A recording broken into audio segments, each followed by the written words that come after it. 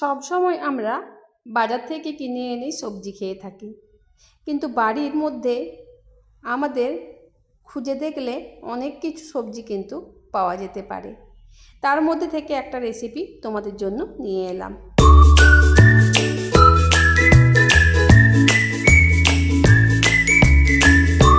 বন্ধুরা, অনেক এমন অজানা রেসিপি আছে যা আমাদেরই কিন্তু জানা হয়ে ওঠে না, আর এমন অনেক অজানা জিনিস আছে যা আমরা কিন্তু খেয়ে উঠতে পারি না।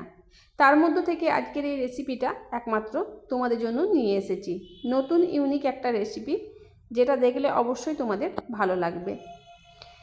তো আমি আজকে যে রেসিপিটা বানাচ্ছি সেটার জন্য আমি এখানে মিক্সিং জারে নিয়ে নিয়েছি মসুর ডাল, ভিজিয়ে রেখেছিলাম 3 ঘন্টা আগে থেকে, 2টি কাঁচা লঙ্কা, হাফ ইঞ্চি আদা, আর 2 চামচ মতো এখানে নিয়েছি আতপ চাল। খুব ভালো করে পেস্ট করে নিয়েছি।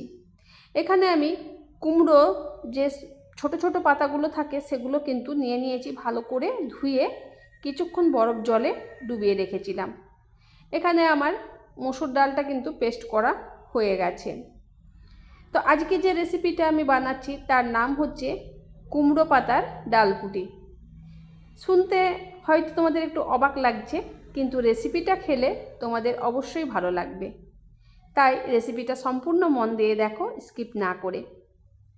প্রথমে নিয়ে নিয়েছি দেখো আমি পাতা একটা, তার মধ্য থেকে যে আমি ডালটা এখানে বেটে রেখেছিলাম, পেস্ট করে রেখেছিলাম, সেটা আমি পুরো পাতার মধ্যে কিন্তু ছড়িয়ে দিলাম। তারপরে যেমনভাবে আমি ভিডিওতে দেখাচ্ছি মুড়ে দিতে হবে, এরকমভাবেই কিন্তু তোমরা মুড়ে নেবে। তারপর এক এক করে সব পাতাগুলোর মধ্যেও কিন্তু আমি এভাবে ডালটা পুর দিয়ে দেব। তোমরা ছোলার ডাল দিয়েও করতে পারো, আবার কিন্তু এখানে মুগের ডাল দিয়েও বানাতে পারো। আজকে আমি মসুর ডাল দিয়ে বানিয়ে কিন্তু দেখালাম। আর বন্ধুরা, তোমরা এই মসুর ডালের মধ্যে কিন্তু ধনে পাতাও অ্যাড করতে পারো। আমার কাছে আজকে ছিল না, তাই আমি সেটা স্কিপ করে গেছি।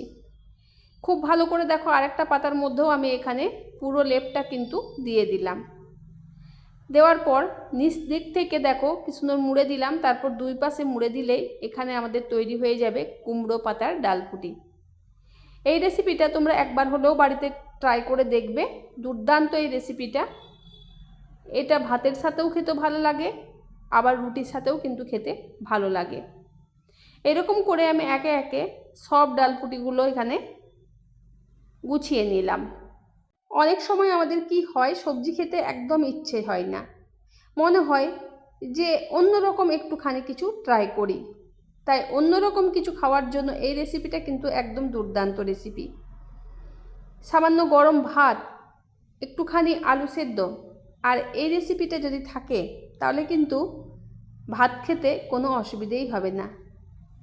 দেখো এখানে আমি কিন্তু কড়াইটা খুব ভালো করে গরম করে নিয়েছি, আর এইখানে আমি এবার কুমড়ো পাতার ডালপুটি গালা এক এক করে ভেজে নিচ্ছি। আমি কিন্তু এখানে ডিপ ফ্রাই করব না, শ্যালো ফ্রাই হবে, সেজন্য তেলটা একটু পরিমাণেই দিয়েছি।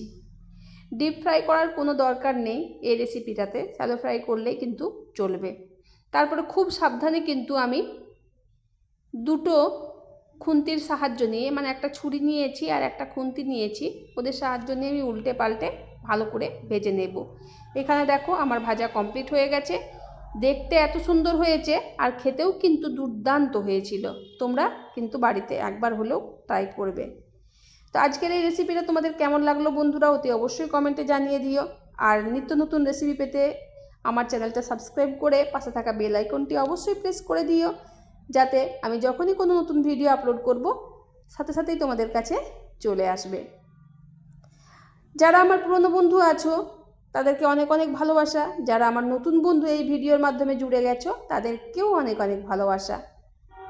তোমরা যদি কোনো রেসিপি আমার কাছ থেকে দেখতে চাও অতি অবশ্যই কমেন্ট করে জানাবে, আমি সেই রেসিপিটা নিয়ে আসার চেষ্টা করব। তো আজকের মতো টাটা বন্ধুরা, ভালো থেকো, সুস্থ থেকো, দেখা হচ্ছে নতুন কোনো ভিডিও নিয়ে।